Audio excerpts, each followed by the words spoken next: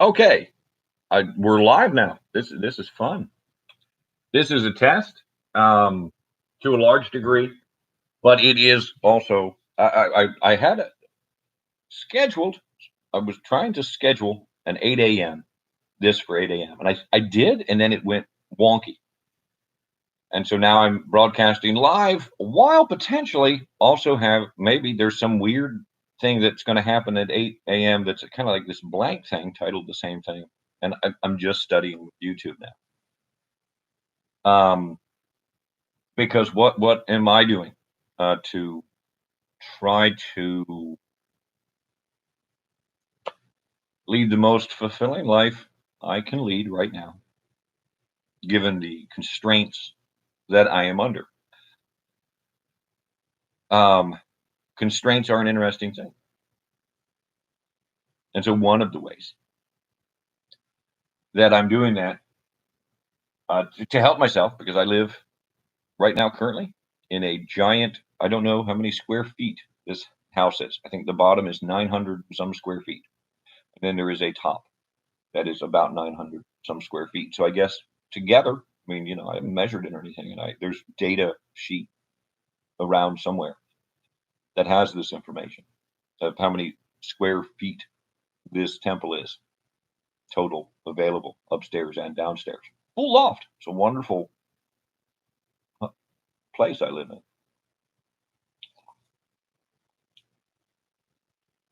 But sadly, I had a conversation. Not sadly, it was a great conversation. It was a wonderful conversation. I was blessed that yesterday this particular conversation occurred, and I didn't get. This is not real. This is not. I don't want to mention this person and add them and say, hey, this was a great conversation we had, because I didn't get permission. I didn't seek that. And without having that explicit permission from someone, I don't want to like say, hey, I had this great conversation with Rennie Page, and that's a name I've made up. I don't know a Rennie Page. I've never met a Rennie in my life. In fact, I just thought for a moment, what's a name that I've never met? Rennie. I'm sure that's a name. I would spell it Renny, or maybe IE. Maybe I'm a Rennie. I mean, you could spell it many different ways. And then I don't remember the already. It wasn't something I committed to memory. What did I say? Rennie Page? Page. And you could spell that surname Paige or Page. So that person doesn't exist. Maybe they do. Maybe there is a Rennie, or, with one of those two spellings. I'm sorry if you exist. And now I have mentioned you, and now like people are like, oh, not that anybody's watching this right now, to my knowledge, because this is a test, really, broadcast, study, experiment that I can't, I didn't want to get obsessed with a title and like I want to do a live chat to test Thursday morning,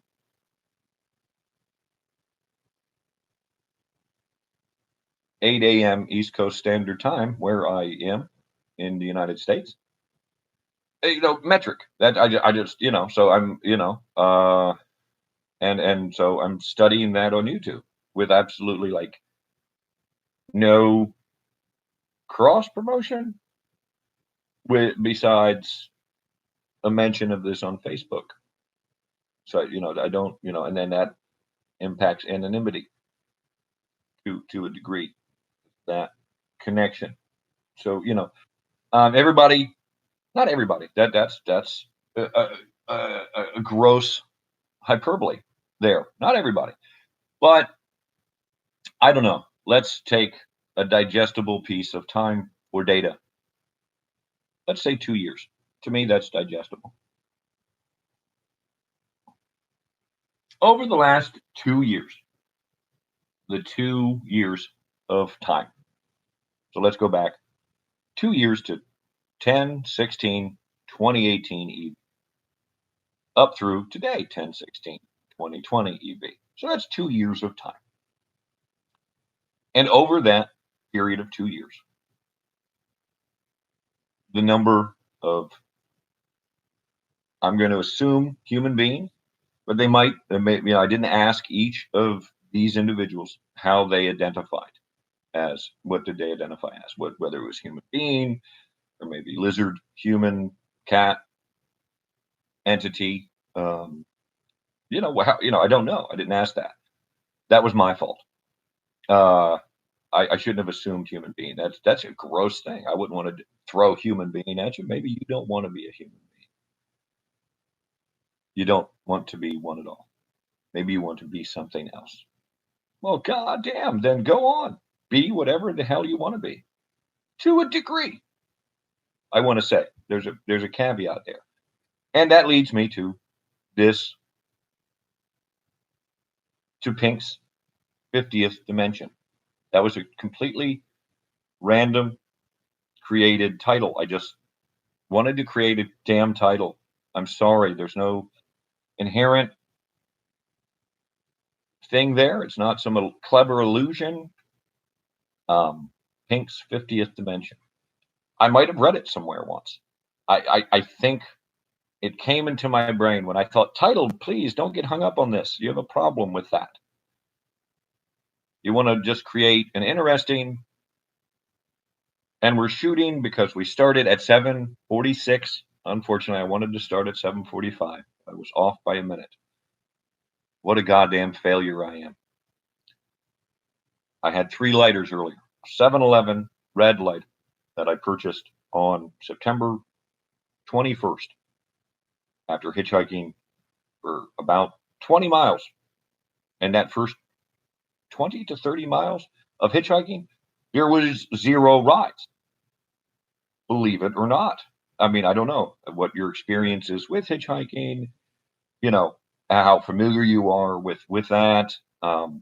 My prediction was, when I was speaking of, hey, I was speaking to many of my brothers that I was incarcerated with, and I was speaking to one brother particularly, and I don't want to identify that person by any of their names because I didn't ask that person's permission, and I wouldn't want to mention their name. So then, therefore, but I do want to tell some stories. So then, as a storyteller,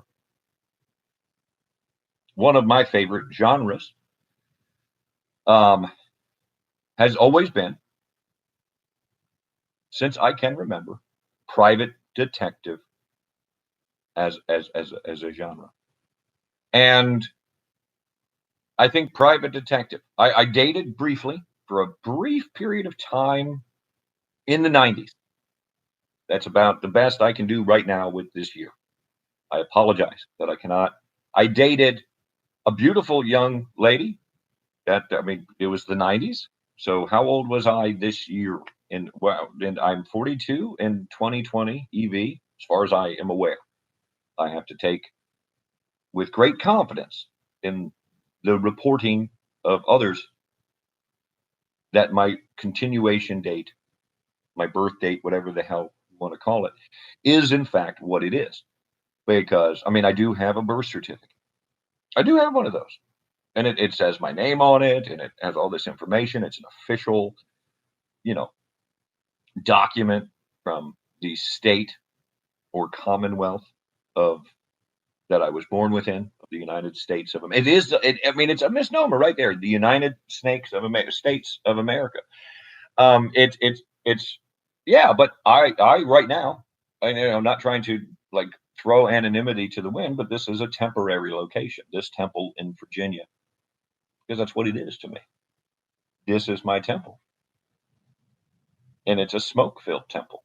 And I want to turn that light off now because I'm tired of that light, and it allows me. I'm just tired of it because it's 4 minutes away from 8 a.m.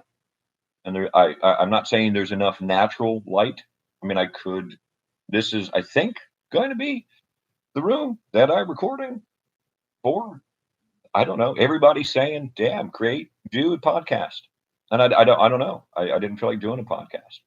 I wanted to be contrary for the sake of being contrary. I don't know. I wanted to explore not just an audio podcast, because a podcast is just audio.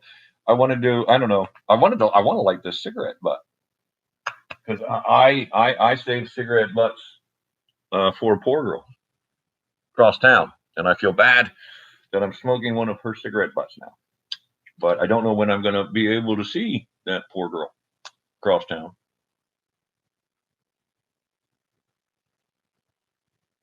So I'm just going to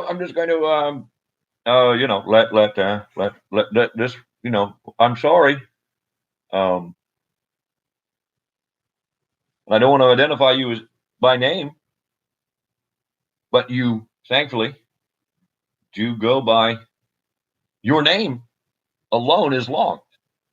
So let me just say, I save cigarette butts for a poor girl across town. Uh, and I do. And why do I? Answer that if you want to. Come up with an answer. Why do I save cigarette butts for a poor girl across town? Well, why not? There's a question to provide interactivity. And there's no wrong answer to that, because that's not an original thought of mine. That's the opening lyric and title to a Daniel Johnston song. I save cigarette butts for a poor girl. I think that's the isn't that the title of the song? Is it I save cigarette butts, or is it I save cigarette butts for a poor girl? What's the official title of that song? But I do. So when I put a cigarette butt aside, I will say I save cigarette butts for a poor girl across town. That's what I say. It's shorthand for me. And I always think it's interesting when I speak to humans, or stars, or anything that has a conscious entity that communicates back to me. Um, a tree outside. I say, hey, I save cigarette butts for a poor girl. Pin oak tree. All of my trees have names. They do, because I like to name my fucking trees that are currently mine, in this sense that they exist on the property that I identify as mine, even though the concept of ownership. And see, look, I digress. That's a digression. It's lateral movement. But is that the topic at hand? No, it's not. And I'm aware of that. You could say, oh my lord, he's presenting tangential communication patterns. That is, if you were a diagnostician, you would put a little check in your mental box, or maybe a clipboard, and say tangential. Oh no. Oh my goodness. Clinical language. Oh my goodness. I don't expect everybody to know that word. I don't. I like to assume nothing. Why do I assume nothing? Because of the way I was raised. My grandfather, all three of them, and my father all said, to some degree, and it became like a catchphrase. And this is not like they didn't invent this catchphrase, but they said, to a degree, when you assume, you know what you do? I'm like, no, I don't. I don't. They were very intense. It was an intensity when they presented this communication to me, often, many times. And they said, you make an ass out of you and me. See, it's right in the word. Wow, it is. Ass, you, me. I don't want to make I don't want to make you an ass. And I don't want to make me an ass. But I am an ass. And sometimes you are too. Whoever you are and whoever I am. We can be asses. But we also have the beautiful potential within us to be angels, don't we? And please realize ass and angel are just two words I decided to use there. Um, we could use other words. In Shakespeare's play, Much Ado About Nothing, there is a great scene involving I'm an ass, and it's a wonderful scene. I really enjoy Kenneth Branagh's screen adaptation of Much Ado About Nothing, um, because I really think Kenneth Branagh is a brilliant auteur. That's a French word for author of the film, because I really feel Kenneth Branagh deserves that term, auteur, Auteur. It's a French term. It's a French word. It is born out of French criticism. We have to be grateful to the French for many things. And I know a lot of people like to I think pick on the French. I think they do. I once heard a very tasteless joke about the French, and I don't want to share it, but it was tasteless and it was making fun of the French military uniform in relation to color and juxtaposing that with another country's military uniform and why it was a certain color. And the joke was based on that. And if that's enough information for you to know that, great. I don't feel bad because I haven't provided enough. I don't want to be denigrative to France. I don't want to be denigrative I try not. I don't want to really be negative if I can help it. And on my, I would say my back door, which I'm pointing to, and I know you can't see through walls. Neither can I. But I do have the ability to visualize what's on the other side of this wall. It would be actually my pantry, which is mostly empty. And then, I mean, it has some things in it, not a lot of things, but it has things in it. I'm grateful for what's in there. I wish a lot of them would combine to make something better, but my pantry was raided while I was incarcerated by a bandit. And I wish somehow I was making that up. I really wish that was not a real sentence for me, that I can actually say, while I was incarcerated, my temple's pantry was raided by a bandit. But it was. That's a true, factual statement. Do I personally wish to prosecute in any way, shape, or form the bandit? No, I don't. I don't really wish for in any way, shape, or form for any negative actions to result to this entity that was a bandit. Nope. No, I don't. I do not wish for him or her, them, that person, that bandit. And it might have been more than one bandit, because given the period of time, the temple here, this one that I live in, was vacant because of my incarceration, which was completely my fucking fault. Were there other people culpable? Sure. But I digress. See how that works? But anyway, private detective. Let's where do we begin that conversation? Where would we like to?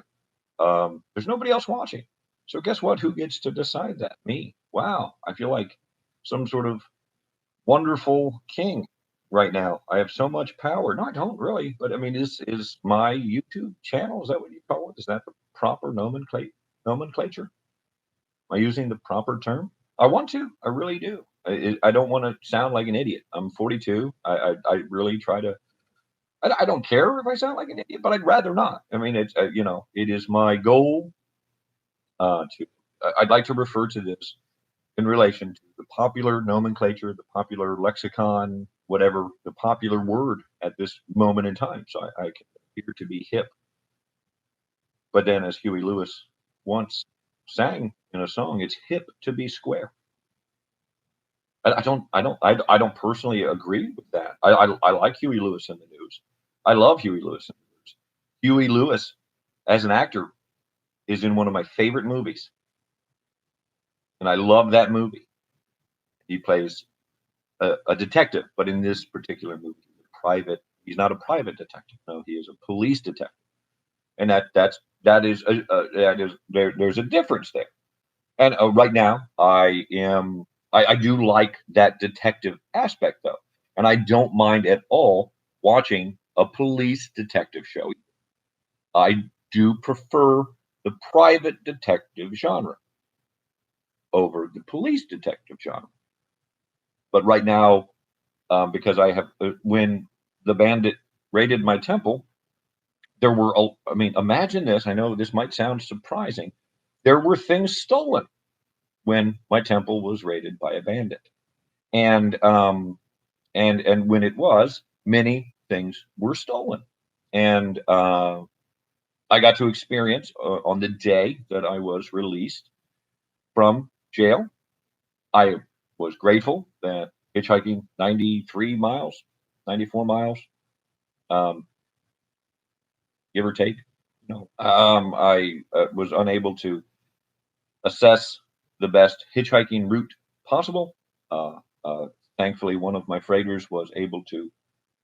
I was able to talk with him on the phone from the jail, and I was able to say, "Hey, it looks like if everything goes great, according to my lawyer, I'm going to get out on the 18th." It seems that he's saying that that's a good bet, and that was great news because the court date, the trial, whatever, where I would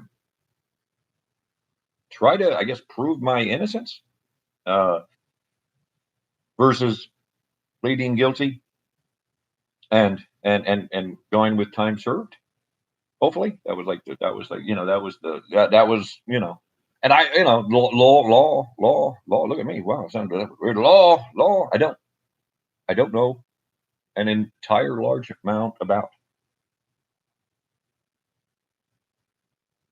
because everybody like growing up did say, "Be a lawyer. You should be a lawyer." I didn't well, not wish to in any way, shape, or form to be a lawyer. Uh, um, but often that was said by a lot of people. I mean, I don't have the exact number of people for you. Sorry, that bothers you. I can't provide an accurate. I don't know. I would say over the course of the first, I don't know, 15 years of my life, um, I heard many suggestions as to what I should be. Nope, nobody did say you should be a private detective. And I'm not saying that that would be like a viable job opportunity. I don't know. I mean, maybe I could research that. I love private detectives. I was watching the Rockford Files earlier this week, and because I have them on DVD, and the bandit stole my Xfinity cable box. Thankfully, for the small miracles, the bandit did not steal the Xfinity router. That was, see, look, there's the yin yang. I'm grateful that I have the Xfinity router. That's wonderful because that allows me to do this. Slightly upset that my cable box thing that allows me to watch the Xfinity cable channels has been stolen. And I'm sure that there's a way to go on to the Xfinity website or some way, shape, or form, and like with a police report number, because there is one, and I would just have to call down during, like the non-emergency police number for where I live, and I'd have to say, hey, what's my report number? Could I have that? Is that something? Because this is not legally my home, but is that something you could release to me? Because I'm talking to Xfinity, and they're saying like, yeah, you can, even though the account's not in your name, sure, yeah, you can request a new router or a new Xfinity cable box. It was stolen. It really was. It's not here. I didn't fucking hide it. There's a huge list of things that were stolen. 2 terabyte hard drive. It was a WD. I think that's what it had on it. It was black on black. It was embossed, raised, bas relief. I think it was a WD, Western Digital. I think it was. I don't remember the serial number. I apologize. Like when, and the officer I know meant well, and there was when I arrived home, from being incarcerated. Um, I got to open the back door to my temple here, and I'm just a backdoor kind of guy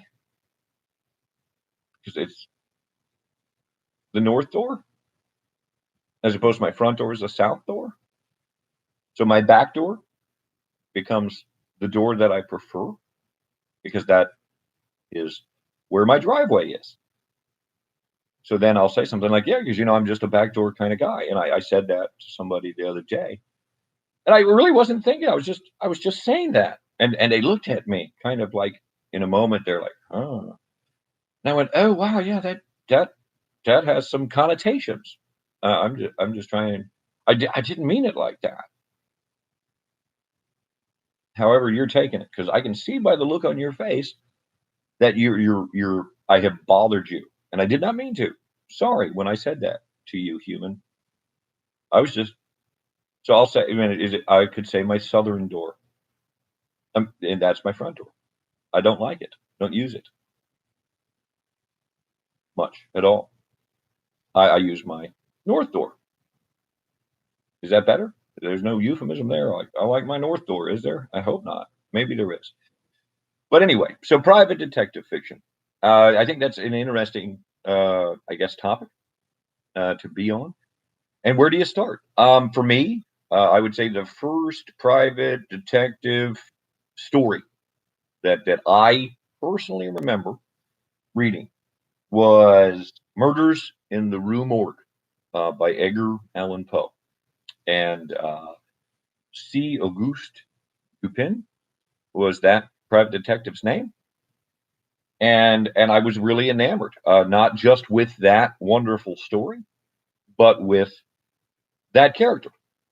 And that character, I don't know how long that I mean that how many words that short story by Edgar Allan Poe is. I'm sorry, you can look that up. I'm sure that I could do it right now if I can feel like it. So, but it's a short story. It's not flash fiction. A short story. I don't know. I love many Edgar Allan Poe short stories. I've read every single one the man wrote, to my knowledge. I mean, maybe he wrote secret short stories that are, I don't know, buried in his tomb with him, and I haven't read those. And somebody once told me that they thought that I was the person that dropped off the secretly the cask of Amontillado, which is another great short story, to Edgar Allan Poe's grave. They didn't accuse me of that by any means. No, they just said, "I think that's you." I said, "No, that's." I felt bad. I wish that was me, and I think that's what I said. I just said, "I wish that was me." You know, because and I don't know if that still happens. I mean, I think in this world now of this like permanent video surveillance, it would be very hard for that entity to secretly deposit a cask of Amontillado. Hello? Picking up some weird audio because I have a live microphone. 7 feet. It is a Shure SM58, and it helps me pick up. I mean, it's just the best setup I have right now, given the space that I'm operating within. I could show it to you by moving the camera, but that requires me to move my laptop, and I don't feel like doing that right now. Sorry. So now there's sounds, and I have to go investigate. But I don't wish to terminate the live stream at 28 minutes.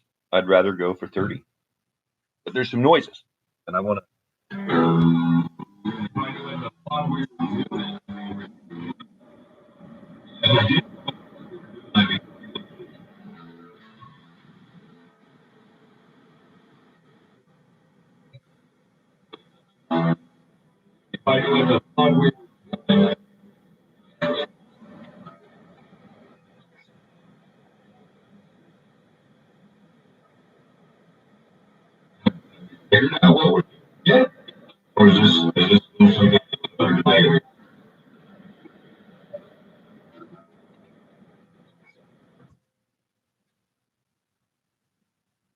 So anyway, that was a poor attempt at an audio interlude because there were some weird noises that I was picking up to the north.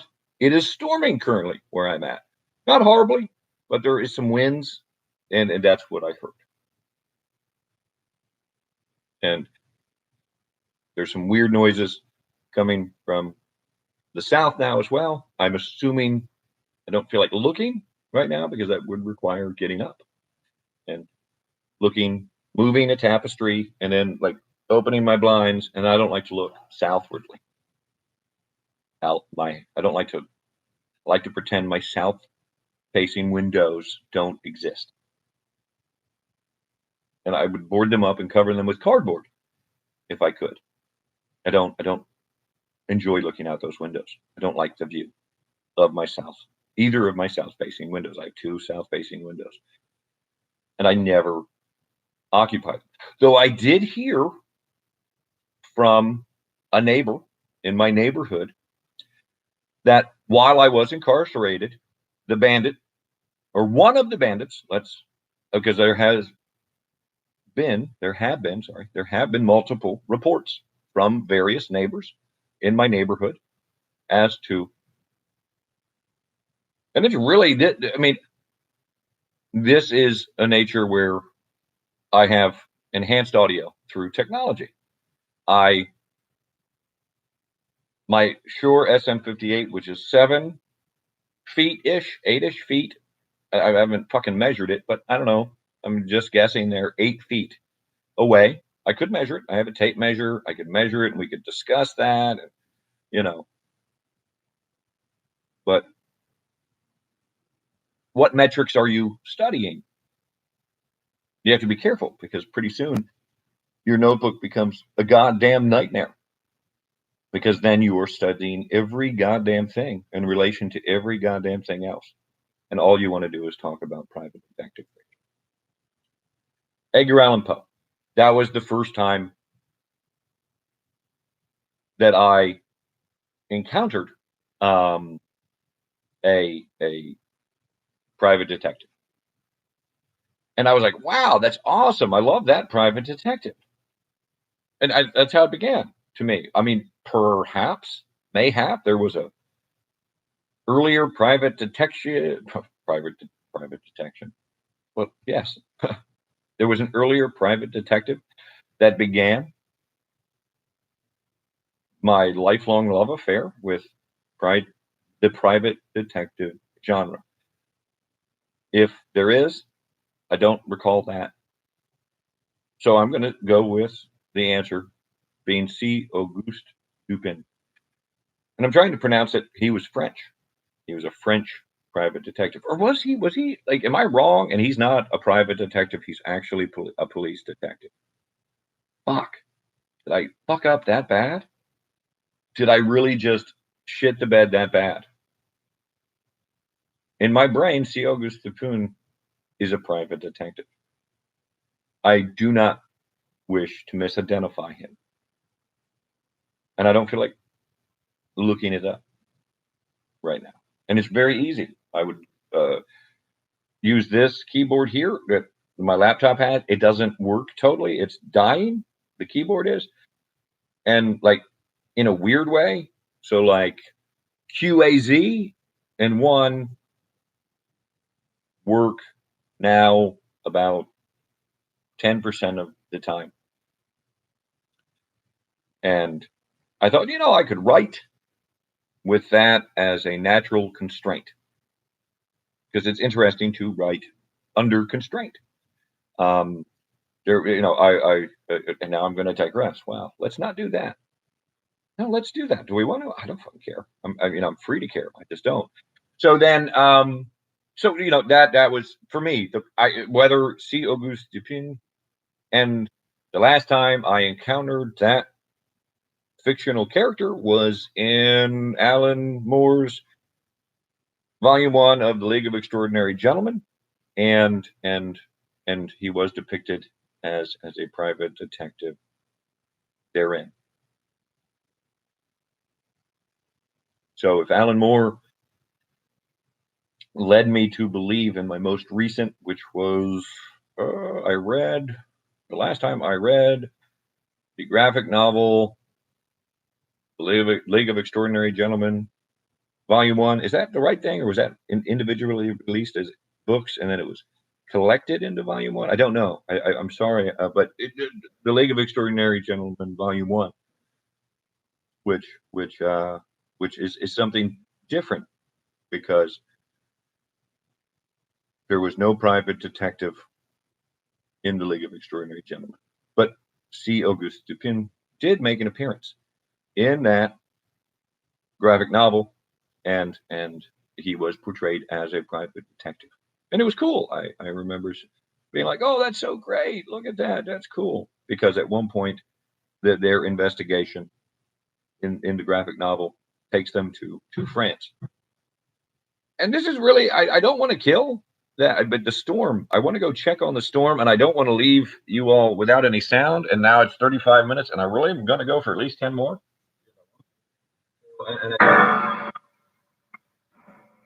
Is this something? Is this? I don't really care if it's. I don't know what this is. I have no idea. This. What I have no earth.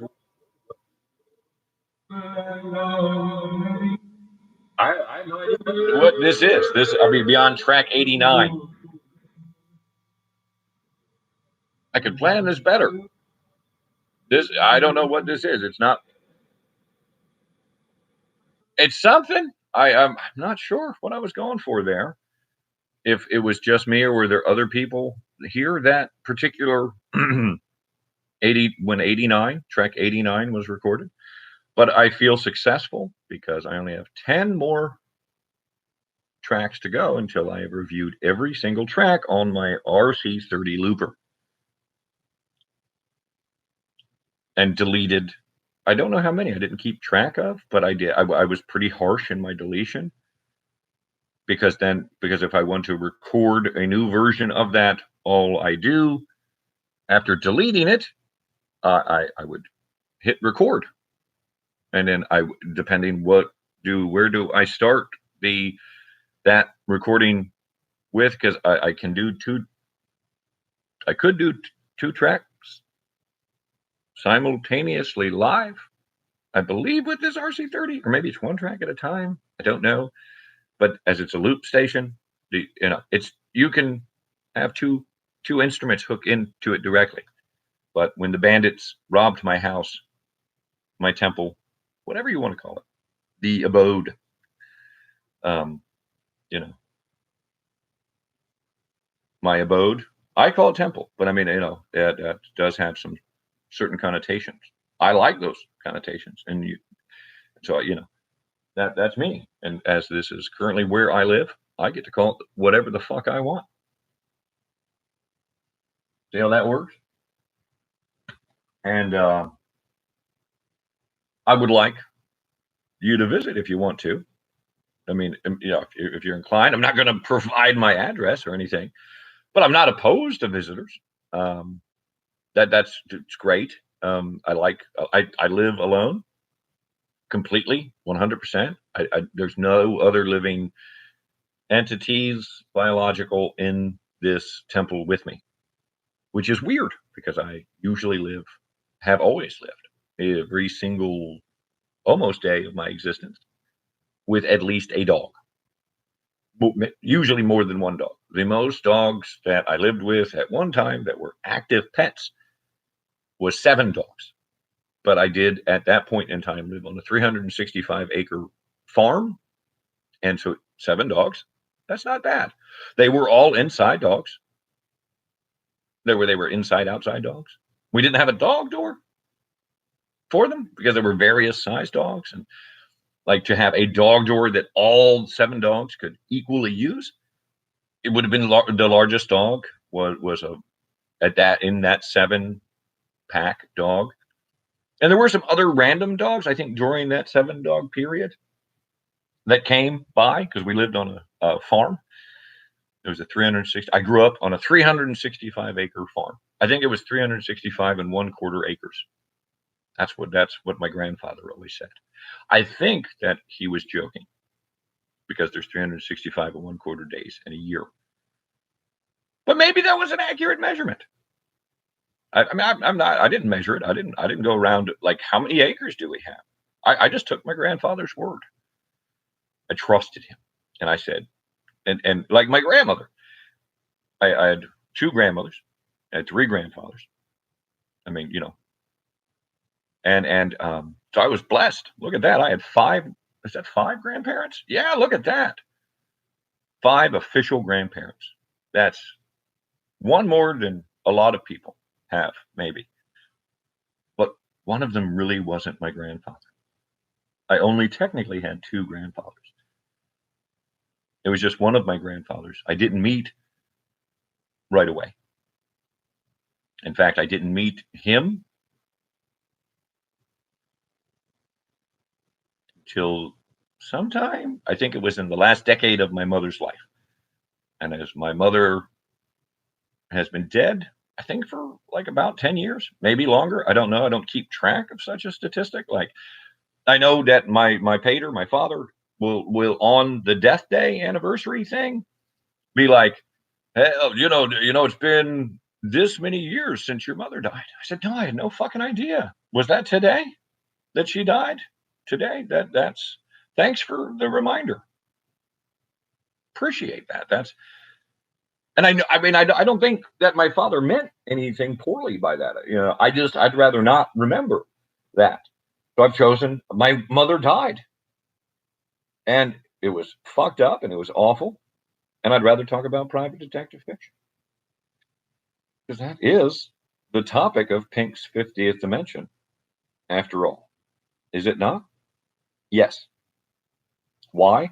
Because I says so. Yep, that's why. So anyway, so see Auguste Dupin. And then that led me to want to explore this concept of private detection more. So that's the beginning. And then if I had to say favorite private detectives, and I only have known one private detective in reality, a real one, because I dated briefly his assistant. I don't want to say his name or her name for their protection. I don't want them to be associated with me if they don't want to be.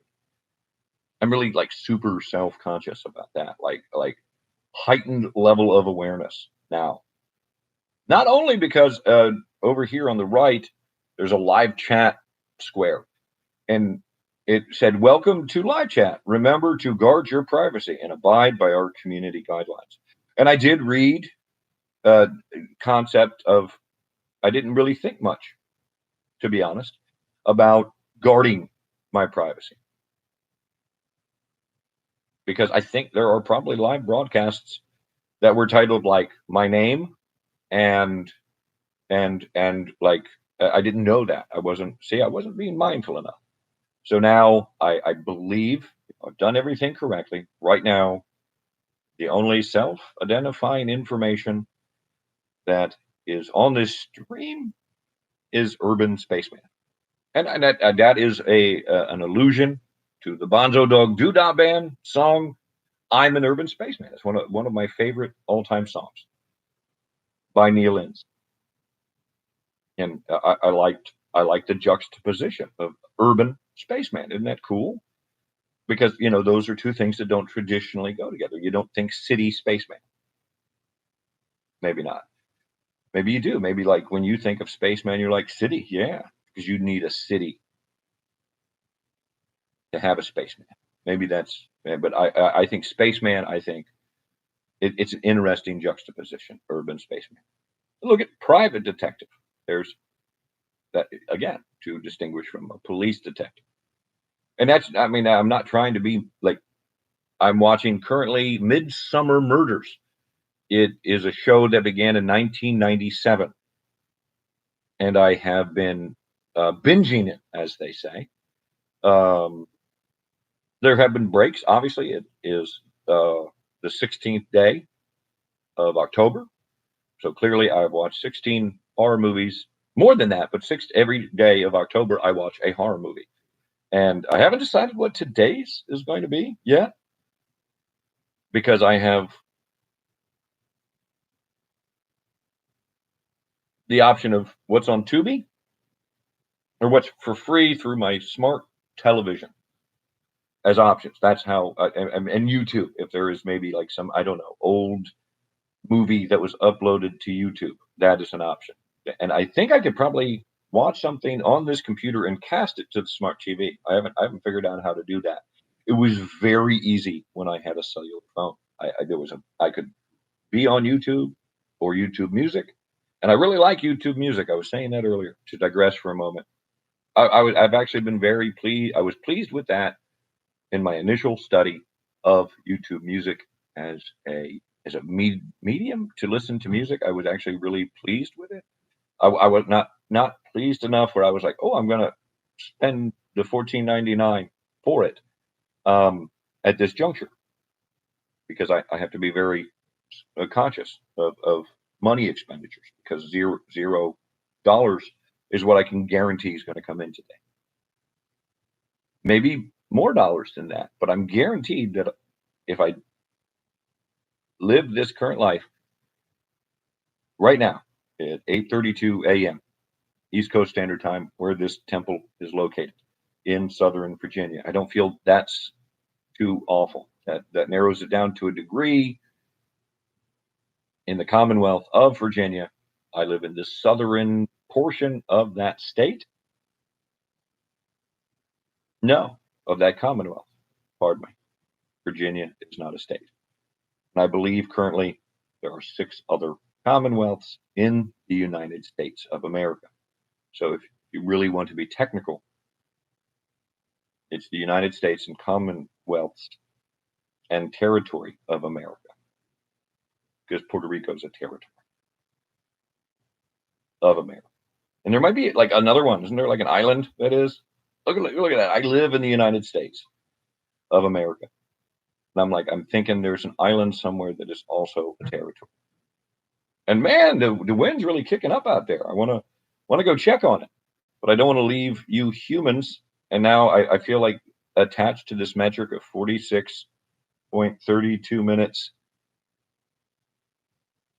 That's not how it goes. It's 46 colon 32 seconds. No, yes, 46 minutes 44 seconds. I want to be able to digest this easier for myself. I'd like to do it in 60, at least 60-minute intervals, 30 or 15. So, and that's just for me studying this right now. And as I don't think I have any viewers right now, and I don't know how to tell on YouTube right now because of my own ignorance if I have any viewers, and I don't care whether I do or not right now. This is a study in other things like lighting and other things. So I'd like to. Well,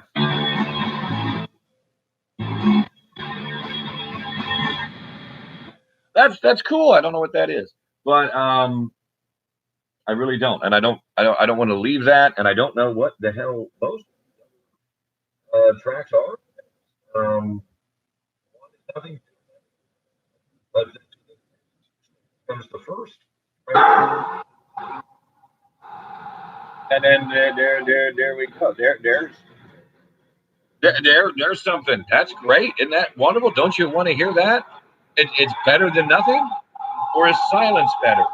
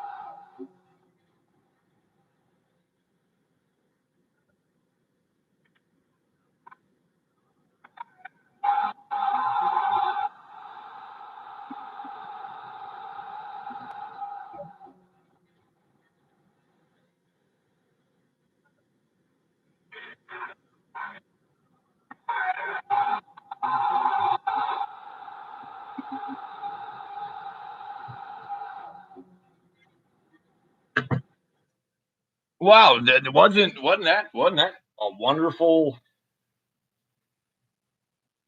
track? Wasn't that great? I liked it. It was an experiment. I just I did not want to leave you in silence because I decided that I get to decide that. Um, so anyway, uh, private detectives, as opposed to I was Midsummer Murders. Actually, a TV show, a British television show that I am currently about a quarter way through episode 6 of season 10. I started watching that show within the last 7 days. I didn't keep it like an accurate detail. When did I start watching Midsummer Murders? It was just like I want to watch something, and there's a comfort there for me in watching episodic television.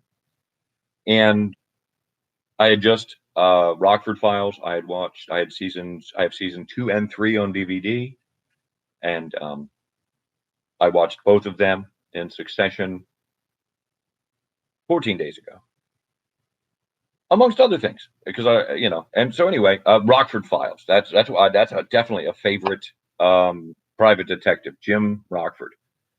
Wow, that was a great. James Garner portrayed him, that character, Jim Rockford, and it's a great. I like it. I mean, we could argue about it, and you could say, "Man, the Rockford Files is fucking awful," and I'd be like, "Really? Why? Could you tell me why you think that's an awful show?" I'd like to hear that. I'd like. It's actually a discussion I'd like to have. I love it. I love the Rockford Files. I mean, it's a heart mark for me, or it's a love mark for me, or whatever fancy word you want to use. Um, and but if I had to think to myself, my favorite. See, this is Private Detective. I began with what I believe to be the origin of my love of private detectives. That was C. Auguste Dupin, who first appeared in Edgar Allan Poe's. He's an Edgar Allan Poe creation. Uh, but maybe not. Maybe Edgar Allan Poe was sitting in a bar in Baltimore drinking because he was known to do that, Edgar Allan Poe, and drink. I like to drink. So me and Edgar Allan Poe have that in common. We also have uh, a love of writing in common. Thankfully, one thing I don't have in common with Edgar Allan Poe is a sexual desire towards family members. I'm grateful that Edgar Allan Poe and I do not have that in common. I mean, I'm not saying that those kind of things don't happen, because clearly Edgar Allan Poe is a living, breathing example of a human being. As far as I'm aware, he was that. Maybe he was something else. Maybe he was a cat person from somewhere else. I mean, maybe that was what Edgar Allan Poe was. And I mean, I'm misidentifying him. But for right now, let's just say Edgar Allan Poe was a star, or a human being, or a flesh prison with a beautiful soul inside. I mean, whatever, however he want. I don't know how Edgar Allan Poe identified. I really don't know that. I didn't meet him. I can only know him what he left behind, and thankfully for us, he left a lot behind. And depending on how much we want to get to know Edgar Allan Poe, because we do not currently at this juncture have, to my knowledge, an active time machine to go back to visit Edgar Allan Poe. That'd be awesome if we did. Like if we could get in a time machine and visit Edgar Allan Poe and discuss the creation of C. Auguste Dupin with him. Say, hey, where did you get the idea for that character? And maybe for all I know, there's I don't know some letter that Edgar Allan Poe wrote, and this is a known thing, and I'm now discussing something that's known. Everybody knows that Edgar Allan Poe, created C. Auguste Dupin because he met, I don't know, somebody in France once on his travels when he traveled to France. That was the real life inspiration for C. Auguste Pin, and his name was, I don't know what's a good sounding French name. I really don't know that. I'm asking to make up one.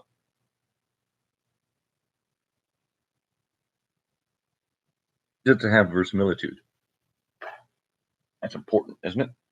Verisimilitude? I think it is. Am I saying that word wrong? I apologize. I've never heard another human say it. And I know there's like a pronunciation key within a dictionary that provides me the ability to how to pronounce that word.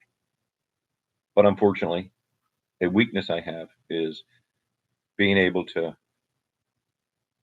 look at that pronunciation key and say, oh, like that squiggle marker, that line, oh, that one creates the E goes long, or does that make the E go short, or does that make the E go up and then down? Like, because I have in my way tried to study many different languages, and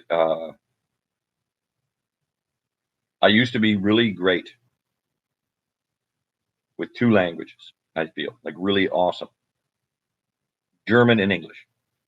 English, just by the very nature of that was the language I was born speaking. And then German, that was a language I spent years studying. And I remember having a conversation with my fourth German teacher over the history of my years starting German in the ninth grade in where I went to high school in America. That was ninth grade. It began. That was when I first took German, and I took it literally from ninth grade through 10th grade, those 2 years, and it was great. And I felt pretty good with that language. And then I transferred to a different school system in a different. I grew up in Maryland, and then I moved oh my God, now you know where I grew up. Oh my Lord, I grew up south of the Mason-Dixon line in Maryland. Yep. Um, and that was and then I moved to of course the Commonwealth of Virginia, where I'm currently at now. I have been other places in between because it's 42. I'm 42 now, and I'm talking about 17-year-old me. That was how old I was when I crash landed for the first time after 17 years in one place with one kind of weird intermingling, two familial units that never quite got along. Boom, you know, they never quite fought either. At some point, there was some sort of harmonious thing, but I digress. That's not the topic. Talking about private detective, but Rockford Files. It is something I like to revisit. I like to revisit things. I was discussing earlier. Uh, what was the name of the movie? Monster Squad. Um, Monster Squad. And I was discussing that with a freighter of mine, and I was like, I appreciate that. I appreciate you mentioning that movie because it was one the first time I seen it. I've seen it. I have seen that film 3 times. The first time, I don't remember exactly how old I was. I apologize, but it was a relatively new release at that time. VHS store, VHS, rented it, maybe borrowed it without paying for it. I didn't commit a crime. I had permission from the owner of that video store to borrow things without money exchanging hands. It was a benefit of a personal relationship. It was actually like a blessing that I had that, and I'm grateful to those human beings. Though I don't I know I don't think the owner of that particular video store in that particular location I'm referring to, and it wasn't like the owner provided me that. I want to provide that caveat, but the owner's second in command And I think the owner knew. I don't think there was something that was like hidden, you know. But anyway, you know. So anyway, yeah, there's that. Guard your privacy. You know, see how important that is to guard privacy. And I'm far more hyper vigilant now about that, and it's kind of an important thing to be about in this day of like permanent video surveillance. And I was watching and like I said, I've only met one real private detective in my life because I dated his assistant, and like as far as having a fantasy, a personal fantasy, dating a private detective's assistant was kind of up there for me on a personal level. And it was I, she was a lovely creature. I would have dated her regardless for that brief period of time. Her even if she had been I don't know, a janitor somewhere. I mean, you know, I'm not trying to denigrate this human and say that. I'm just saying it was a happy accident. It was happenstance that I really enjoyed this individual as a human. We really hit it off. And actually, when I met them, I didn't know their job. I didn't, obviously, that's, I mean, well, that would be kind of a weird thing. Like, I knew, you know, I mean, maybe in today's world, I could know, I could meet somebody because I've had this happen. I was in a bar recently. I don't know exactly. I don't know. Within the last 6 months, I was in a bar and I recognized a human in the bar, but I knew that I had never met this human before, but I knew that I felt that I knew them somehow. And then I had to think to myself, that's a familiar face. I know you. Fuck, I do. And I probably said something exactly like that to them. I'm not, we're going to recall that distinctly to let the film play in my brain so I can provide you. I'm not writing it down. This is recalling it from my brain right now, and that creates a different paradigm for me. I'm not. I could, if I sat down, mindfully concentrated, wrote it out. I could, to a large degree, with a high level of accuracy, probably say 80%, recreate that scene from my head. Um, and at one point in my life, I had that ability to. I would say my ability was 100%. I could do that 100% of the time. If at that time of that I'm referring to, I was not under any intoxicants that might have altered my perception of reality. So, you know, because there are some journal entries that I read because I have kept a journal off and on. I wish it was a more consistent practice in my life on almost every conceivable level, writing daily. It is, but it I do, but not in like a it's kind of like no unified theme. So often. So one of my goals for next week is to write daily in my magical journal,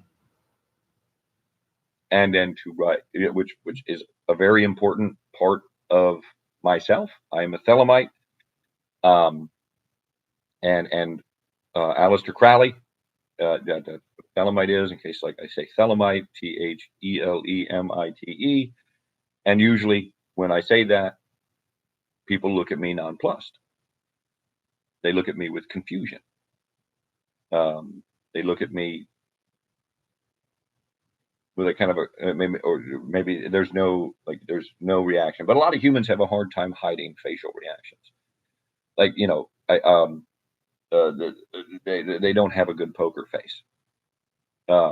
So like, you know, but a lot of times you can tell a lot from studying humans' nonverbal communication patterns, for instance.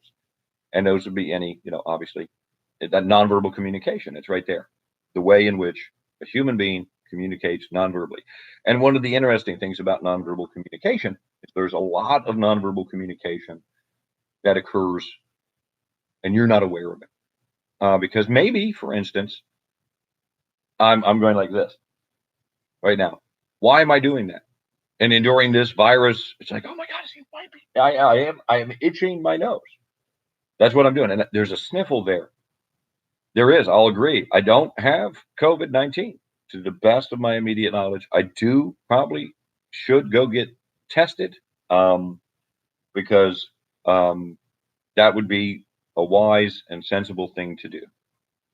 And I have been trying to quarantine to the best of my ability since I was released from incarceration on September 21st.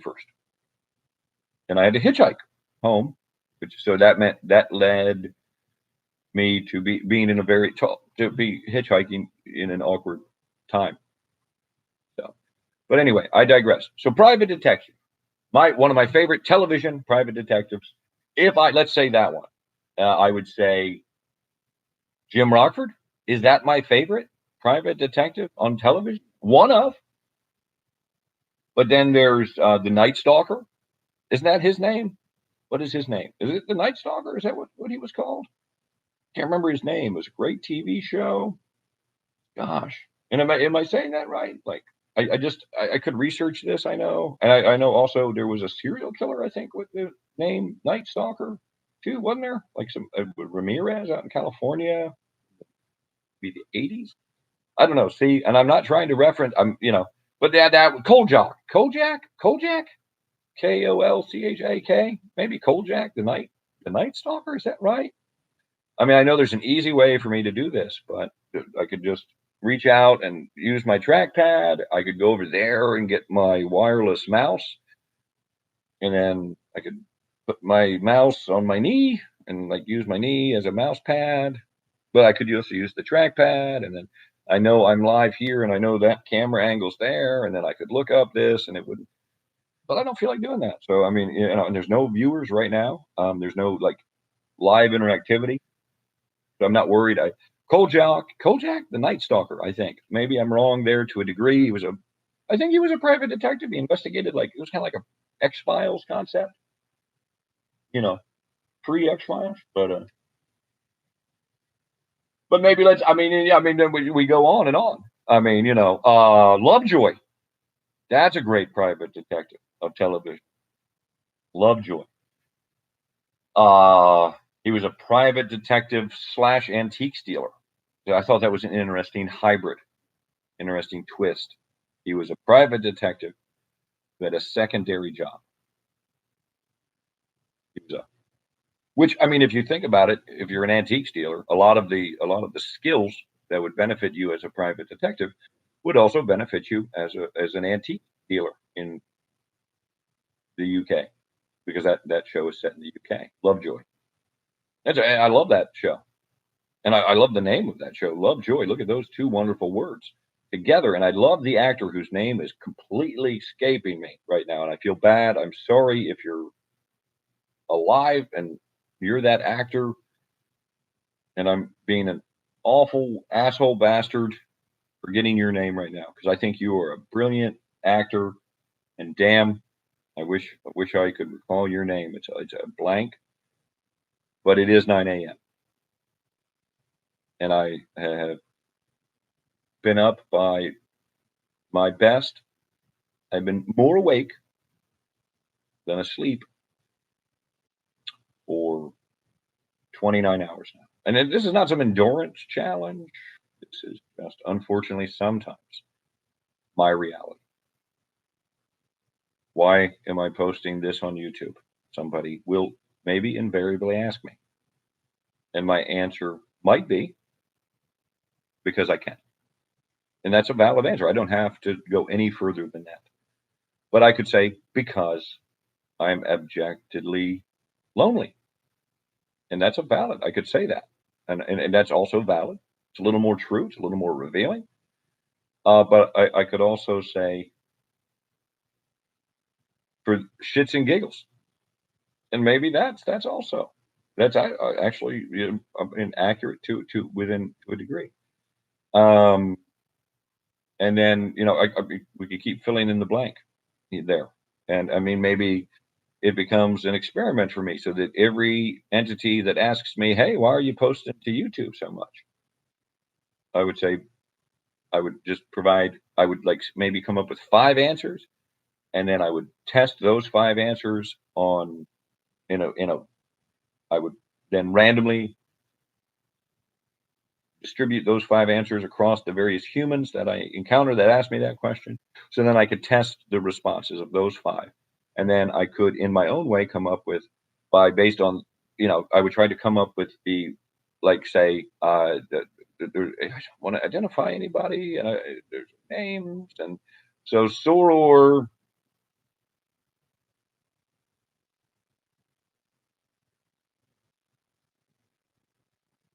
a soror that I know, look at that. That's Latin for sister. I don't know what I feel like calling them right now on YouTube, because I haven't discussed that with them on YouTube. Like, I haven't discussed this. I haven't thought about this. This guard my privacy in relation to doing live streaming on YouTube, because that's a different beast than live streaming on Facebook. It is. It's a different beast, because you're allowed to create a cloak of anonymity. That's a word I have, to a degree, a hard time saying. Anonymity. It's one that I think about. Like, in my mind, there are certain words that I know that I have trouble pronouncing properly. And so in my mind, there's a nervous moment there where I'm like, I'm rehearsing the word mentally. I'm saying it because I want to say it right. Anonymity. And but sometimes that pre-rehearsal before I say it fucks me up. So give me one chance and I'll fuck it up, as Reed Paley sings in a wonderful song that if I had the ability to play it right now, I would just do a musical break. But right now, I mean, I could find my TV remote control, which was right here next to my DVD remote control. But due to there being unexpected visitors yesterday evening, and I welcome unexpected visitors, especially when there are currently, if I were to count the number of humans or entities that would physically visit this temple location, out of all the potential humans that could potentially knock on a door, and I have 2 doors, and there is another entity that likes to knock right about here, my east facing window, and I dislike that, because that's not a convenient. I know I don't like that, because that you're knocking on my window right here, because you know that I'm sitting right here, and I don't like that. I don't mind it horribly, but before you knock on that window, because that's not a traditional knock place. And if I'm sitting here right now, and there's a window right here to my east, and there's a tap at that fucking window, it's gonna, to a degree, maybe startle me, or it might freak me the fuck out. But anyway, I digress. So, private detective. So like, my favorite TV private detective. So let's just say, wow, look at how huge a question. And that's just taking my favorite private detective in a novel. Let's use that as the wow, my God, what the fuck? Who is that? C-Card, the private detective from Richard Brautigan's novel Dreaming of Babylon. Hands down, currently at this moment in life, my favorite personal private detective in fiction. For me. And I would recommend greatly Richard Brautigan. Richard Brautigan. Brautigan. Would I recommend Dreaming of Babylon, as if you've never read Richard Brautigan before, and I envy you that pleasure that you can actually pick up Richard Brautigan for the first time and experience one of his brilliant novels, one of his brilliant collection of short stories, or one of his brilliant poetry collections. I envy you that ability because I have not had, unfortunately, the opportunity to read everything that Richard Brautigan wrote. No, because a lot of Richard Brautigan, Richard Brautigan's final novel was posthumous, post death. His daughter uh, made sure that it was released, and it was called. Oh boy, I don't want to look at my bookshelf. I know where it is. I don't want to. I want to. An Unfortunate Woman: A Journey, posthumous. Amazing novel if you want to explore in a really wonderful way death. That would be, I would say that's the best Richard Brautigan novel. For if you want to, have a wonderful novel where death is really the uber alles theme topic of that novel. Dreaming of Babylon. Why is C card? C period card. You never know what C stands for. C card. I love that. Is a brilliant goddamn name for a detective. C card. And he hands you his card. And then the human goes, C card. Yeah, it's brilliant. Richard Brautigan was to me. And if you might say, well, that's fucking dumb. Okay, great. That's your opinion. All right, wonderful. We disagree there. Cool. If we were all the same, it would be very boring.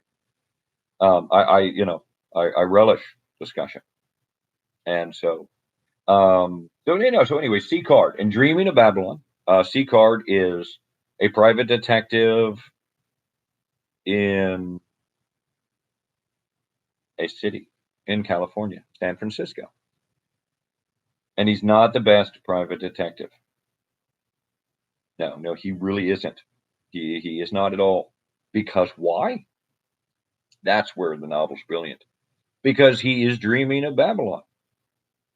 He is living in a fantasy world where he is the greatest detective in Babylon. And because of his dream world, where he is the greatest detective in Babylon, that dream world impacts him from being the greatest detective in the real world in which he lives, San Francisco. And I wish I could accurately say which year Richard Brautigan set that in. It was, I do not believe, specifically discussed within the novel, but it was contemporaneously with time of publication. So, like when that particular novel was published, and I'm sorry that I cannot recall that from my brain right now. I usually would be able to, and I know that, but I know that we exist in cybernetic ecology, which is a Richard Brautigan phrase. At least for me, it is because I first encountered cybernetic ecology in a Richard Brautigan poem. I like it. I try to carry it on, and I try to reference it. I do not ever want that illusion to not be credited back to where it belongs. But maybe Richard Brautigan himself was alluding to another author. But to me, that is a Richard Brautigan turn of phrase, cybernetic ecology. And I don't remember which poem that came out of. I apologize right now. Usually I could. But I'm thirsty and I want a drink. And I don't have a drink at hand. I think if I was designing the ultimate living room, I might have like a mini refrigerator here. So, like, I have a cold drink. Yeah, to save myself walking, I don't know, 6 feet to my refrigerator. My refrigerator is not there. I'm not. I can tell a hawk from a handsaw and a wall from a refrigerator. I am stating my refrigerator is literally, well, right on the other side of this wall. Right here is a washer. There's a dryer. and then immediately past those is my refrigerator. It's right behind Joe Bob Briggs, and right behind the Lover's Tarot card from Hair, a piece of ephemera from the production that my father saw of Hair in New York, whatever year that was. That is a piece of ephemera from that. It's framed on over top of an original piece of art that I purchased from a freighter of mine in Oklahoma City when I was sitting in a bar with the woman who would become my wife. And his name was George Rooks, Rooks. Given that I think this was like, I don't know, 2002, I'm just going to take a rough guess. It is written on the back of that piece of paper because I asked him to please date it because I would likely forget what date it was, and I'd like to have a record of that. Because George Rooks, it's a story, and I don't want to tell that story right now, but it is behind me there. That's a painting, not painting. It's a pencil sketch by a wonderful street artist, I guess. He was self-identified as George. Told me he was homeless, and I mean, that would be a weird thing to lie about, but he could have been lying. Maybe he lived in a palatial estate somewhere outside of Oklahoma City. Maybe, and I don't know. I don't know that much. I lived in Oklahoma City for a period of time. I did not love it. Didn't hate it. I wouldn't want to live there again if I could at all help it. Nothing against Oklahoma City. I'm not trying to be insulting. Just a personal thing there. I don't want to live where I live right now, but I'm living here because right now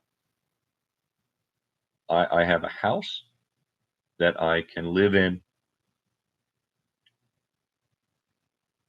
through kindness and grace for a very limited rent agreement. So that's great. That's wonderful for me during this COVID-19 permanent apocalypse crisis. And I don't believe that was pleasant. I don't think maybe as noise. That weird. The last time I left you with a musical interlude.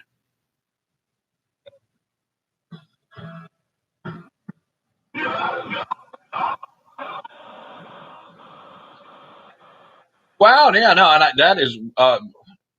I know what immediately that was. That was a weird audio experiment of an Otis Blackwell song called "Don't Mess with Cupid." I had one day recorded 4 versions of that in a row, experimenting with that. It's a favorite song of mine. Don't mess with Cupid. Why is it a favorite song? That's another conversation. But speaking of private detectives, my favorite song about a private detective. Let's go there. Would be "Bad Detective" by the New York Dolls, and it is a wonderful song about Charlie Chan. Charlie Chan was a bad detective, like C. Card was a bad detective in the modern. There's 2 time periods existing in Dreaming of Babylon by Richard Brody, my favorite fictional detective. There's the time, there's the reality time, the now for C. Card. And then there is the world of daydreams that he lives within, where he is the greatest private detective in Babylon. He's, again, his daydreams, he is the best detective in Babylon.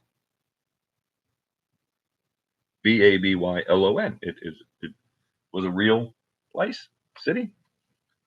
And so, I apologize that I can't provide you with background noise. And that.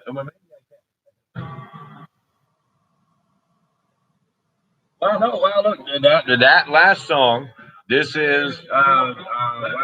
Okay. That's trying to work on "Stranded in the Jungle," which I wish I could remember who originally did that song. I first encountered it when by the New York Dolls. It was a cover, "Stranded in the Jungle." The original band.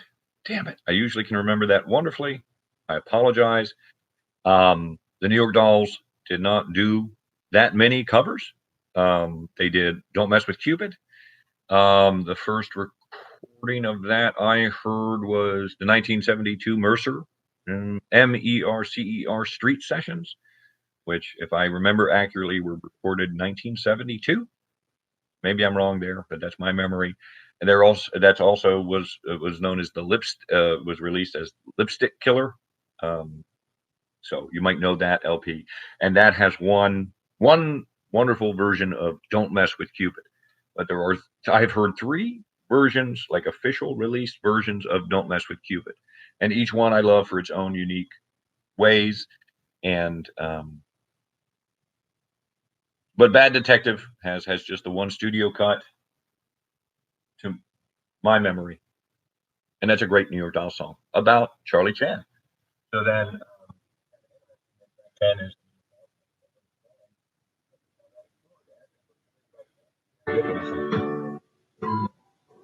Here we go. This would be cool. Weird background to leave you with an experiment that I enjoyed. It's I don't know, but I'm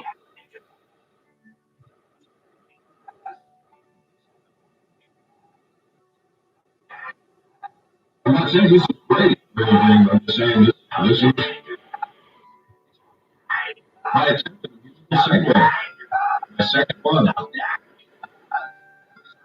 Long enough? Oh my God, no, it's not. What's the ideal length for a musical segue?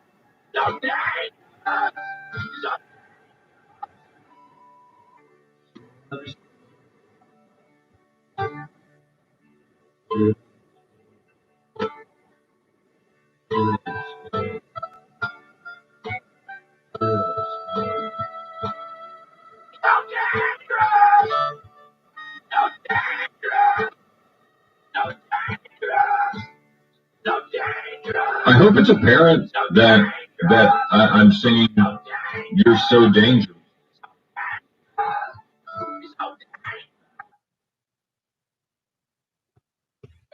I think that might be called "You're So Dangerous." I have no idea what it was, what it is, when it was recorded, what was the impetus for it, nor can I even say that the individual elements that you hear were likely all played by me on that track. But when that track was recorded at that particular time in space, there were four active musicians frequenting the temple here. And all four of them at some point or other did record. And this is not the first time I've gone through my RC30 dual looper station by Boss. It holds 99 tracks. I think it can store 3 hours of music in its little brain before you have to download those to a computer machine or an external hard drive or some other manner, or you have to constantly, and there's no way to get like a data readout that where the boss thing communicates to you like you have this many hours left or minutes left. It's just you better keep track of that shit yourself. And I wish I could say that I kept great track of this through my wonderful musical journal. But no, I did have a musical journal to be exist with my loop station. But I don't have that ability right now because I don't remember which journal I decided was the musical journal. So anyway, I digress.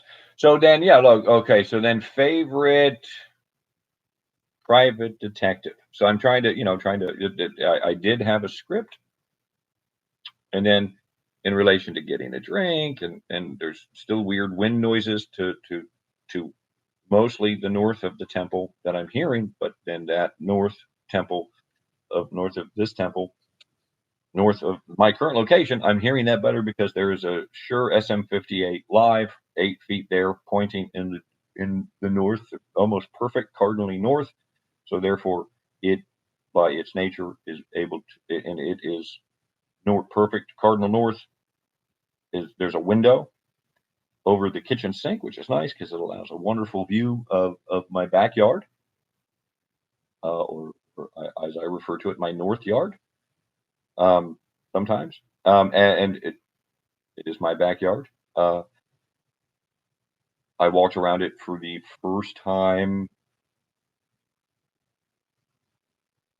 yesterday. No, day before on Tuesday for the first time in at all period since I was released from incarceration on September 21st. Yesterday,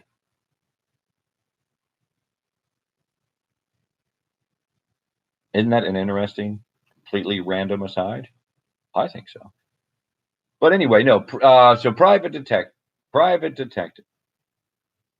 That as opposed to a police detective. I suppose that I should have started there. Let's operationally define the term. Let's define what is a private detective. I think it's there in the term. He is a detective that is private, as opposed to a police detective who works for an agency that is government related. And I'm saying that no disrespect meant to the police detectives out there, because currently I am watching a wonderful show called, I like it quite a lot, Midsummer Murders, and Detective Chief Inspector Barnaby, something or other. Barnaby, that's what I call him. I call him Barnaby. Played wonderfully by John Nettles, Nettles. He's a police detective. But I am enjoying that show of a police detective. But he's not a private detective. But I personally, and I'm hoping C. Auguste Dupin was in fact a private detective and not a police detective. But he was a detective, that's for sure. And in my brain, he's private. Maybe in the reality of Edgar Allan Poe, he works for the French government, so he's not technically a private detective. But maybe he's a private detective that's working for the French government on a private angle. Because there are times that private detectives are hired by maybe an agency outside, like a government agency. Maybe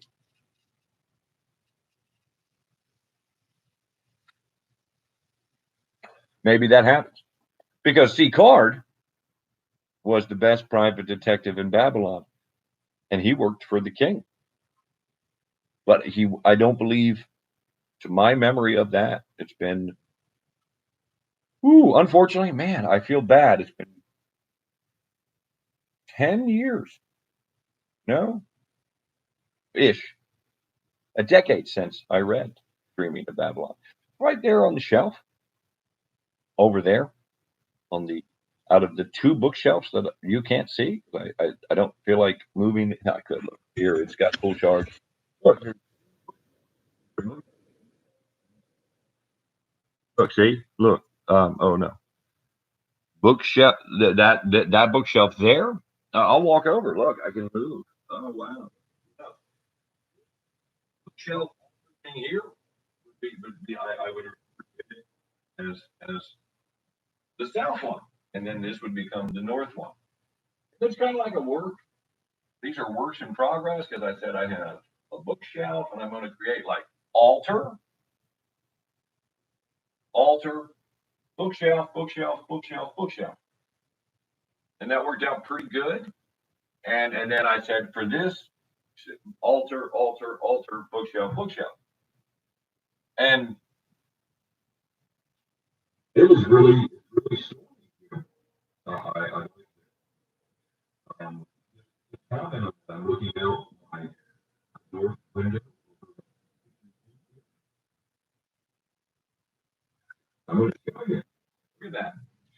This is probably not the most convenient way to because I don't like having to be like, ooh, look, I can be mobile on a laptop. Isn't that the convenience of a laptop here? So look, trying to show. Look, camera's right here. So look, I'm sorry, I have a lot of dishes in my sink, but it is stormy here, and I'm looking out my back window here, and on to my backyard. I have a lot of wood to burn in preparation for Samhain. And it's a shame. I really, both me and another freighter, we were observing that wood, and we said we should cover it in tarps. But due to the temple being burglarized, I don't have the key to that padlock, and I don't want to destroy the padlock wantonly. So I'm going to hope and pray that I find the key. Maybe it was not amongst stolen things. And so, but anyway, look there, it's getting quite stormy. And I know what I'm hearing is my back screen door.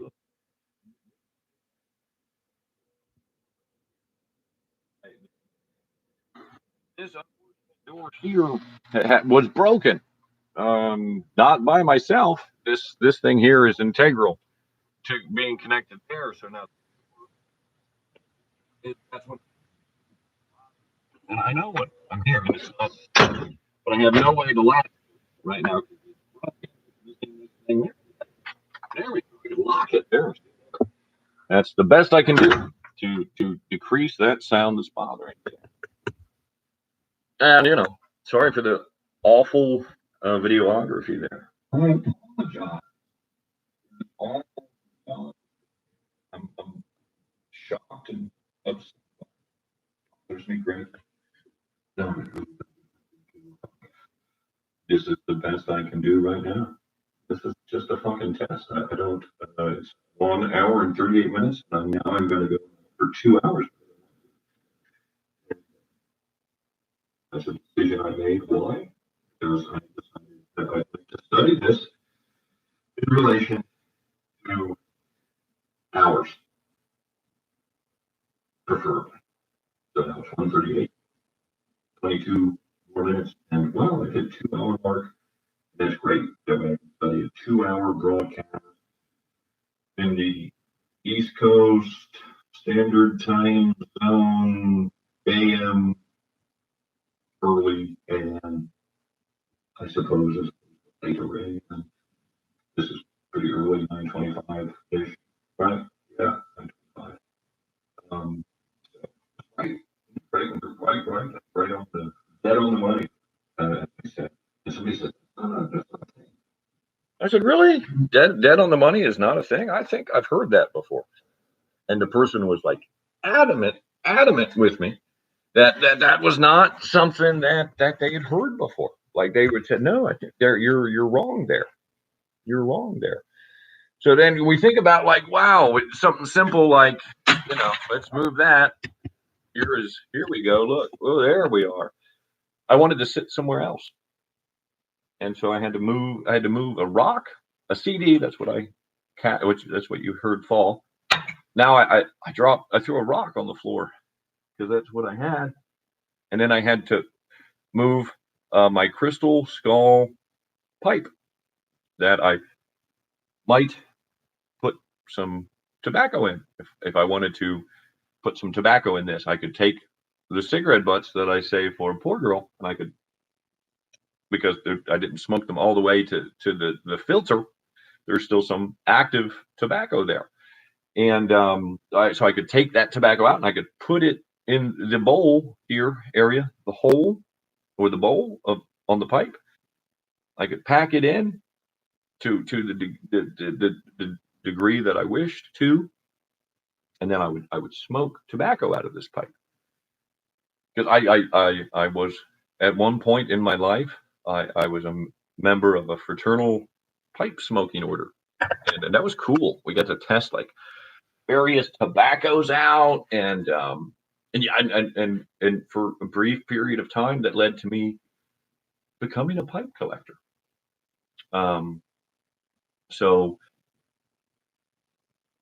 a little more desultory than I would have liked. This Pink's 50th dimension, but overall, I'm not unhappy with it. You know, uh, as it exists, we're nearing the last hours. Could it have been better planned? Sure, it could have. Um, but I'm not really worried about all that. This is a dress rehearsal rag, which is a great Leonard Cohen song. Check that out. But please be aware, as a warning, that is out of Leonard Cohen, who is one of my favorite singer songwriters of all time. And there are I say that a lot. Like Richard McGraw is one of my favorite singer songwriters of all time, and that's true. And Tom Waits, time waits for no man, but Tom Waits is a great singer songwriter. And so I was thinking, so I've covered favorite private detective in song is New York Dolls, Bad Detective, about Charlie Chan. Then of course, then favorite private detective in television. It wasn't like a definitive answer. I didn't do an exhaustive analysis of that. I mean, certainly could later at some point. I just said Jim Rockford and Kolchak, the Night Stalker. I think he was a private detective. And then there's Lovejoy.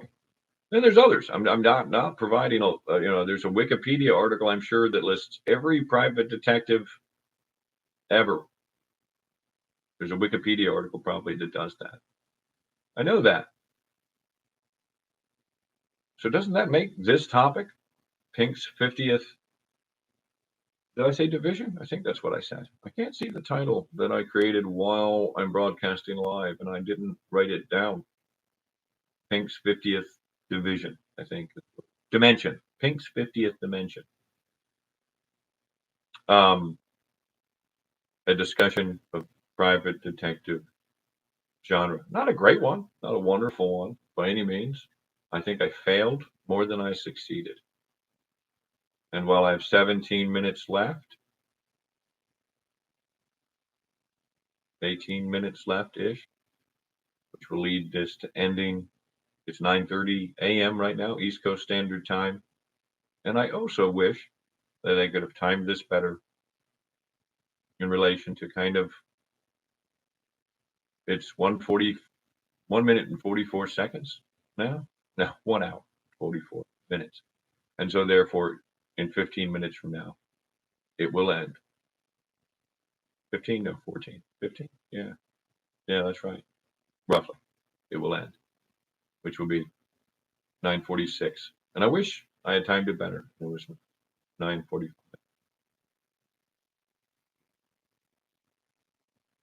That's a failure. And I'm upset by it. No, not really, no.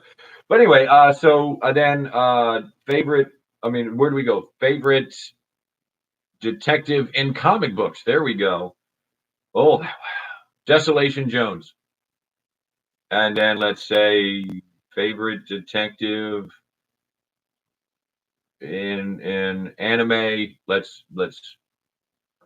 I have not watched an anime featuring a private detective. So if there's a human being or some entity out there that is more familiar with anime than I would be love to hear of an anime that features a private detective because I have not watched an anime, a Japanese animated anime thing um,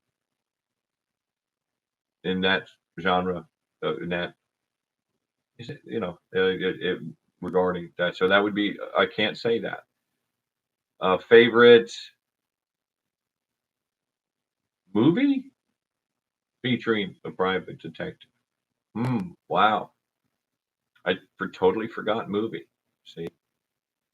Oh. Mm.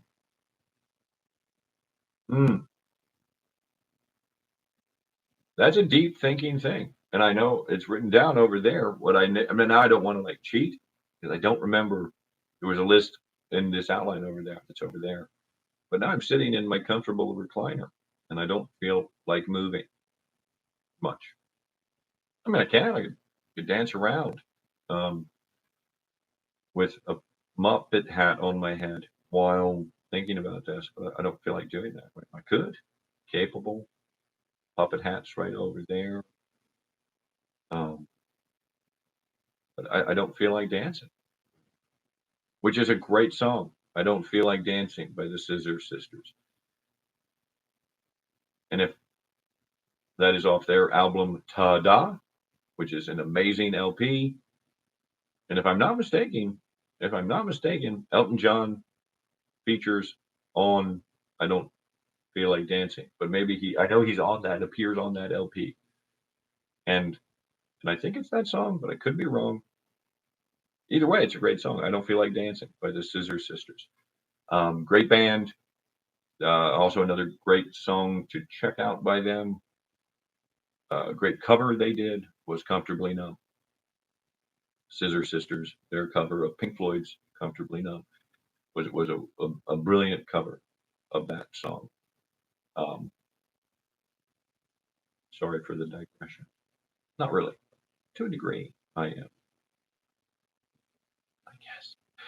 So I got ooh, favorite movie, Private Detective. Oh my goodness. I want to think more deeply about that because there are a lot. I've seen a lot of cinema in my years of watching cinema. And the first film that I remember seeing on the big screen. And sometimes these memories flip flop, but it was Charlie Brown, a Charlie Brown animated one, and I don't remember which one. Maybe E.T. or the Care Bears movie. Those are like the three movies that I like have it. I think that I don't know when the Care Bears movie came out. I did enjoy the Care Bears as a child. Um, and thankfully I had parents that did not say you can't watch Care Bears. That's not a boy show. I thought was an equal opportunity show. Um, you know, personally, I thought the Care Bears were pretty cool as a child. When I did, I liked. They were. It was a colorful bear, and each bear had a symbol on its stomach. Then later on, they added some different animals. There was like a lion with something on its stomach. You know, I remember seeing the Care Bears movie. And I think my sister was alive at that point in time. She's still alive, by the way. I mean, it came into existence, so that would date it. But the Charlie Brown also she was there for that, I believe. Whichever Charlie Brown movie that was, I think it was like it's Merry Christmas, no, Happy Thanksgiving, Charlie Brown, or I don't know, let grandmother's house we go. I don't know what the movie. It was Charlie Brown, and it involved, I think, Charlie Brown and the Peanuts gang visiting grandmother. That's my memory of it. It's not perfect. If I sat, meditated deeply, but my recall, due to many reasons, is impaired right now. Primarily, the main reason it is impaired is due to the fact that I haven't really had a good period of slumber. I've been up more than asleep for the last, I don't know, almost 30 hours now. It's not ideal. I'm not. This is not some contest. I'm trying to win. I'm not. I'm just. It's data. It's a statement of fact. So, and I'm sorry I can't be more accurate, but the only timepiece in this home temple is the laptop. So right down here, 9:37. It's very tiny. There's no the smart TV does provide a time, but for some reason, the smart TV is on West Coast time. The TV always produces a West Coast of the United States time zone. Every time I consult the smart TV to see what time it is, and if I'm not mindful, like say I look at the smart TV right now, which is right there, and it says, I don't know, 140, something like that. Maybe that's what it would say, or maybe it would say like, 6:40. I mean, if it was, I don't know, depending on, I don't know what really the last time it said. I know last time I looked at it, I notated it as 3 hours wrong in one direction. I can't remember if that was a plus or a negative integer. So, but I've really, in my brain, I have created this kind of loop to a degree where I am like literally every single private detective movie I've ever seen. And I thought deeply about it before I planned this, but then I mistakenly left my outline in my Tote Ching notebook. So what does this say? I need a notebook dedicated to YouTube scripts so then I can pick it up and I can sit here and maybe I hide it in another book so I look like I'm reading a book. Maybe I don't know. It's a thought, and I failed. Look at that. 8 minutes left, and I really okay. One of my favorite private detectives.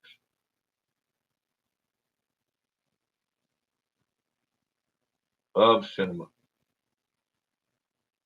Well, Charlie Chan. I mean, seriously, that is certainly, but I wouldn't say favorite. I love Charlie Chan because Charlie Chan, he's the man. He's a bad detective, but he always gets his man. Uh, that would count. That would be one, but I wouldn't say that. Philip Marlowe, written by Raymond Chandler, um, most famously brought to life by Humphrey Bogart. Maybe. Oh, see. And then there's The Third Man. That would, I think if I recall accurately, that is an official private detective. Um, wow. There's so many. And then I feel awfully bad because I have been very male centric in my choices. I feel horrible about that because there are a lot of wonderful female private detectives as well. And that's a personal failing. There was some news show I was watching. I can't remember its name on the modern television. Currently, possibly not airing anymore right now. I can't remember the name of the show. I watched 3 or 4 episodes when I had the cable TV box that allowed me to watch TV directly as it occurred, or allowed me to DVR things. But I lost that ability. And I can't remember its name, and I could look it up right now. I think it was Colby something. Smulders? That's probably wrong horribly.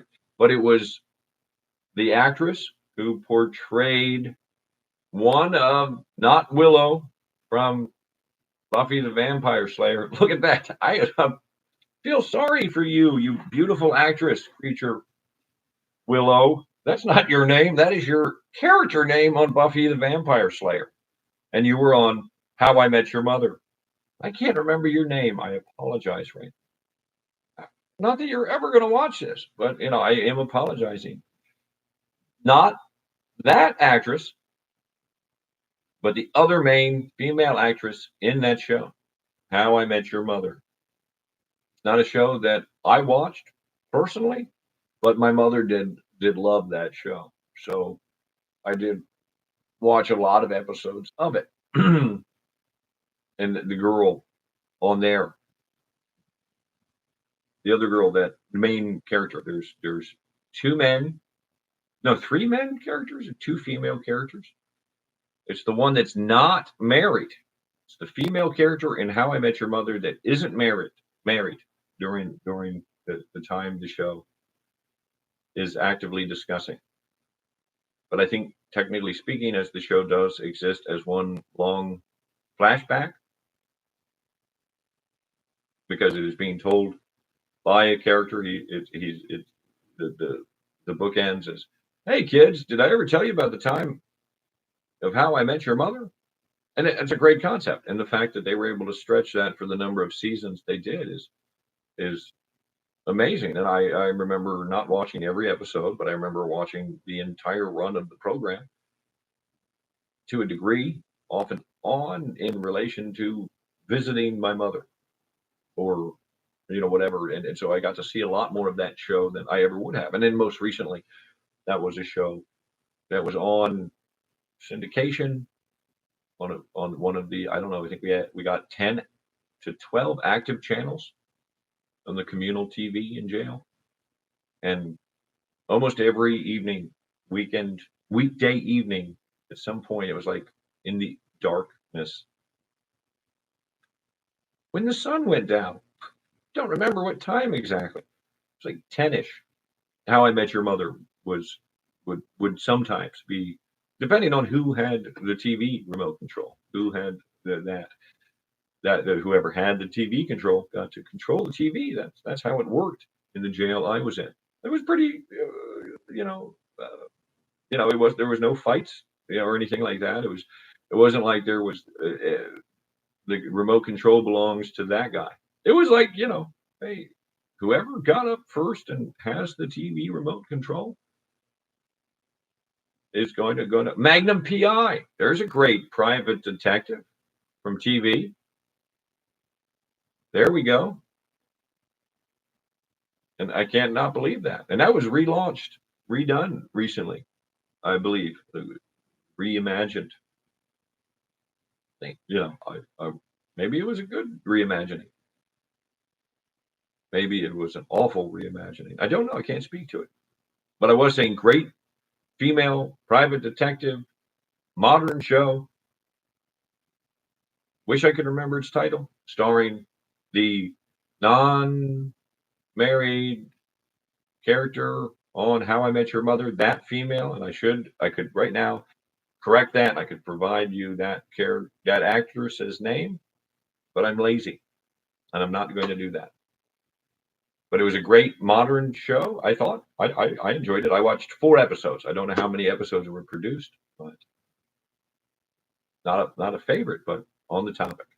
And so now, as I would like to end at a 2-hour, because I don't want to go for 2 hours and 15 minutes. Not my desire to do that. So it's 45 seconds left. I'd like to, I don't know if there were any viewers. If there were, thanks. And if there are any viewers that watch this later, thanks. And well, there you go. There it is. There you have it. We're going to end Pink's 50th dimension. right? Not now, because I want to try to be and at 2 hours. And if I could plan that better, do dress rehearsals, wow, I will. Perhaps. But mayhap I won't at all.